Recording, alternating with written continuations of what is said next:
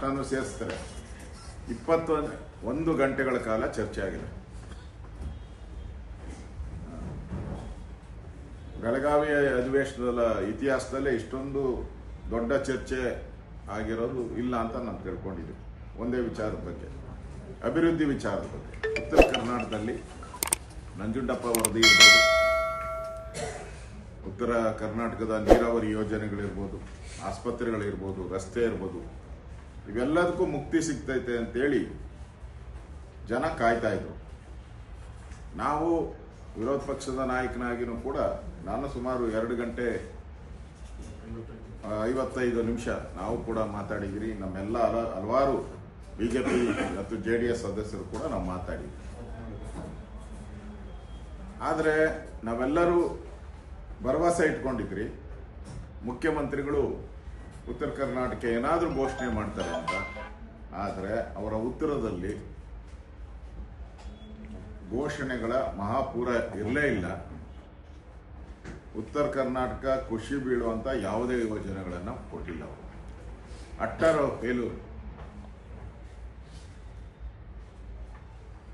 ಅಲ್ಲಿ ಬಂದು ಅಧಿವೇಶನ ಮಾಡಿ ಈ ಸರ್ಕಾರ ಬಿರಿ ಒಳಜಗಳದಲ್ಲೇ ನಾನು ಮುಖ್ಯಮಂತ್ರಿ ಚೇರ್ ಕಿತ್ತಾಟ ಬಿಟ್ಟರೆ ಮುಖ್ಯಮಂತ್ರಿಗೆ ಸಮಯ ಸಿಕ್ಕಿಲ್ಲ ಅಂತ ಅನಿಸ್ತದೆ. ಆದರೆ ಯಾವುದೇ ರೀತಿಯ ಹಣವನ್ನ ಬಿಡುಗಡೆ ಮಾಡಲಿಲ್ಲ. ಇನ್ನು ಹಣ ಒಡೆಯುವಂತ ಕೆಲಸವನ್ನ ಮಾಡಿದ್ರು. ಗೃಹಲಕ್ಷ್ಮಿ ಬಿಜೆಪಿ ನಾವು ಹುಡುಕಿದಿರಿ. ಕಳೆದ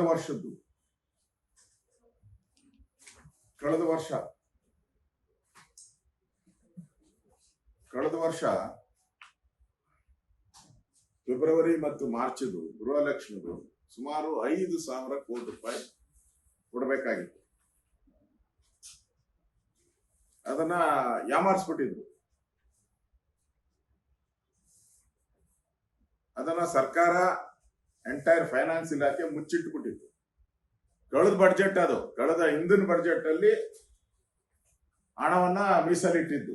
ಈಗ ಆ ಬಡ್ಜೆಟ್ ಹೋಗಿ ಹೊಸ ಬಡ್ಜೆಟ್ ಬಂದ್ಬಿಟ್ಟಿದೆ ಮಾರ್ಚ್ ಆದ್ಮೇಲೆ. ಅಂದ್ರೆ ಕಳೆದ ಬಡ್ಜೆಟ್ ಅಲ್ಲಿ ಹಣ ಇರ್ಲಿಲ್ವಾ ನಮ್ಮ ಪ್ರಶ್ನೆ. ಹಣ ಇದ್ದಿದ್ರೆ ಕೊಡ್ತಾ ಇದ್ರಿ, ಅಥವಾ ಬಡ್ಜೆಟ್ ಅಲ್ಲಿ ಹಣನೇ ಮೀಸಲಿಟ್ಟಿರ್ಲಿಲ್ವಾ? ಯಾಕೆ ಸರ್ಕಾರ ಇದನ್ನ ಮುಚ್ಚಿಡ್ತು? ದುಡ್ಡಿಲ್ದಿರಾನೇ ಮುಚ್ಚಿಟ್ರ, ಇಲ್ಲ ಜನಗಳಿಗೆ ಟೋಪಿ ಹಾಕ್ಬೇಕು ಅಂತ ಮುಚ್ಚಿಟ್ರ? ಇದು ಪ್ರಶ್ನೆ. ನಾವು ವಿಧಾನಸಭಾ ಅಧಿವೇಶನದಲ್ಲಿ ಪ್ರಶ್ನೆ ಮಾಡಿದ್ರು ಕೂಡ ಮಾರನೇ ದಿನ ನಾಳೆ ಬಾ ಅಂತ 3 ದಿನ ಆಲಿಸ್ತು. ಯಾಕೆ? ಧೈರ್ಯ ಇದ್ದಿದ್ರೆ ಅವತ್ತೇ ಉತ್ತರ ಕೊಡ್ಬೇಕಾಯ್ತು. ನಿಮ್ ಧೈರ್ಯ ಇಲ್ದಿರ ಉತ್ತರ ಕೊಡಕ್ಕೂ ನಾಳೆ ಬಾ ಅಂತ ಹೇಳಿದ್ರಿ. ಇದು ನಮಗೆಲ್ಲ ಮೋಸ ಮಾಡ್ತಾ ಇರೋದು, ವಿರೋಧ ಪಕ್ಷಕ್ಕಲ್ಲ, ಇಡೀ ರಾಜ್ಯದ ಯಾರು ಪ್ರತಿ ತಿಂಗಳು ಹಣ ಬರ್ತೈತೆ, ಹಣದಿಂದ ನಮ್ಮ ಜೀವನ ನಡೆಸಬೇಕು ಅಂತ ಯೋಚನೆ ಮಾಡ್ತಾ ಇದ್ರು. ಆ 1,26,00,000 ಜನಕ್ಕೆ ದ್ರೋಹ ಬಗ್ಗಿದ್ದಾರೆ. ಈ ಬಿಲ್ ಬಂದ ತಕ್ಷಣ ತರಾತುರಿಯಲ್ಲಿ ಬಿಲ್ ಅನ್ನ ಪಾಸ್ ಮಾಡಿದ್ದಾರೆ. ನಾನು ಇನ್ನೂ ಅರ್ಧನೂ ಮಾತಾಡಿಲ್ಲ. ವಿರೋಧ ಪಕ್ಷದ ನಾಯಕ ಅರ್ಧನೂ ಮಾತಾಡಿಲ್ಲ. ಉಳಿದವರು ಬಹಳಷ್ಟು ಜನ, ಸುಮಾರು 15-16 ಜನ ಮಾತಾಡಬೇಕು ನಮ್ಮ ಪಾರ್ಟಿಯಿಂದ. ಒಬ್ಬರಿಗೂ ಅವಕಾಶನ ಕೊಡ್ಲಿ. ತರಾತುರಿಯಲ್ಲಿ ಬಿಲ್ಲಲ್ಲಿದ್ದಾಗ ಮಾಡಿದ್ರು. ಇದು ಬಹಳ ಇಂಪಾರ್ಟೆಂಟ್. ವಾಕ್ ಸ್ವಾತಂತ್ರ್ಯವನ್ನ ಕಸಿಯುವಂಥದ್ದು. ದೇಶದಲ್ಲಿ ಎಮರ್ಜೆನ್ಸಿಯನ್ನ ತಂದಂತ ಪಾರ್ಟಿ ಇದು. ಜೈಲುಗಳಿಗೆ ವಿರೋಧ ಪಕ್ಷವನ್ನ, ಮಾಧ್ಯಮದವರನ್ನ, ನ್ಯಾಯಾಧೀಶರುಗಳನ್ನ ಜೈಲಿಗೆ ಹಾಕುವಂತ ಒಂದು ಕಾಯ್ದೆ ತಂದ ಕಾಂಗ್ರೆಸ್ ಮತ್ತೊಂದ್ಸರಿ ಅದೇ ಪ್ರಯತ್ನವನ್ನ ಮಾಡ್ತಾ ಇದ್ದಾರೆ.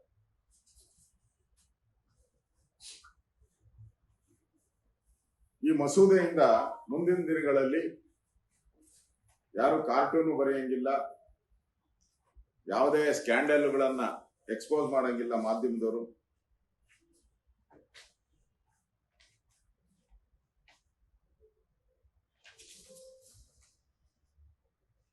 ಖಾತೆಗಳಿಗೆ ಹಣ ಹಾಕಲು ಅಲ್ಲಿವರೆಗೂ ನಮ್ಮ ನಿರಂತರ ಹೋರಾಟವನ್ನ, ಈ ಗೃಹಲಕ್ಷ್ಮಿಗೆ ಸಂಬಂಧಪಟ್ಟಂತೆ ನಮ್ಮ ಹೋರಾಟವನ್ನ ನಾವು ಮಾಡ್ತೀವಿ. ನಾವು ಅಥೆಂಟಿಕ್ ಆಗಿ ದಾಖಲೆಗಳನ್ನ ತೆಗೆದುಕೊಂಡಿದ್ದೀವಿ. ಗದಗ ಜಿಲ್ಲೆ ತಗೊಂಡಿದ್ದೀರಿ, ಹಾವೇರಿ ತಗೊಂಡಿದ್ದೀರಿ, ಸುಮಾರು 8 ಜಿಲ್ಲೆದು ತಗೊಂಡಿದ್ದೀವಿ. ಆ 8 ಜಿಲ್ಲೆಗಳಲ್ಲೂ ಕೂಡ ಹಣ ಕೊಟ್ಟಿಲ್ಲದೆ ಇರೋದಕ್ಕೆ ಮಾಹಿತಿ ಅದು ಅಫಿಷಿಯಲ್ ಆಗಿ ತಗೊಂಡಿದ್ದೀವಿ.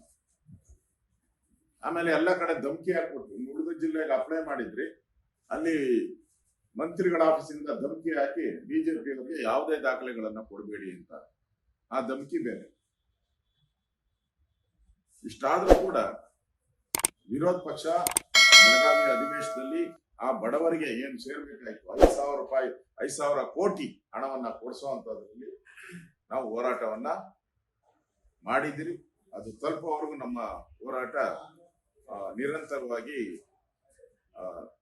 ನಡೆಯುತ್ತೆ. ಲೇಟೆಸ್ಟ್ ಹಾಗೂ ಇಂಟ್ರೆಸ್ಟಿಂಗ್ ಸುದ್ದಿಗಳಿಗಾಗಿ ಬಾಸ್ ಟಿವಿ ಕನ್ನಡ ಚಾನೆಲ್ನ ಸಬ್ಸ್ಕ್ರೈಬ್ ಮಾಡಿ. ಹಾಗೆಯೇ ಬೆಲ್ ಐಕಾನ್ ಪ್ರೆಸ್ ಮಾಡಿ. ಇದರ ಜೊತೆಗೆ ಫೇಸ್ಬುಕ್, ಇನ್ಸ್ಟಾಗ್ರಾಮ್, ಎಕ್ಸ್ನಲ್ಲೂ ಮಿಸ್ ಮಾಡದೆ ಫಾಲೋ ಮಾಡಿ.